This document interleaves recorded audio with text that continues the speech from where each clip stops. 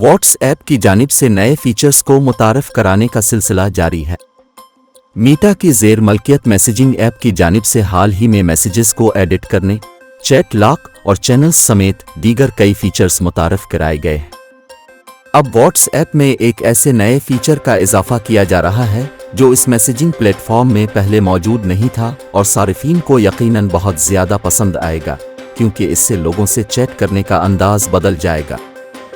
Company ने WhatsApp में अब इंस्टेंट वीडियो मैसेज भेजने का फीचर मुतारफ कराने का ऐलान किया है।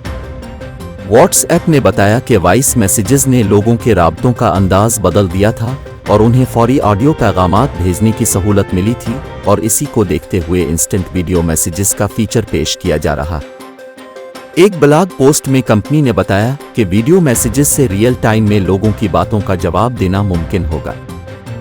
इस फीचर के तहत सारिफीन 60 सेकंड की मुख्तसर वीडियो रिकॉर्ड करके मैसेज के तौर पर अपने दोस्तों को भेज सकेंगे। इस फीचर को सारिफीन के लिए मुतारफ कराने का सिलसिला 27 जुलाई की शब से शुरू हो गया और तमाम सारिफीन इसे आने वाले हफ्तों में इस्तेमाल कर सकेंगे। अगर ये फीचर आपके फ़ोन में दस्तयाब है तो उसे इस्तेमाल करने का तरीका भी बहुत आसान है। किसी भी चैट को ओपन करके माइक्रोफोन बटन को एक बार क्लिक करें।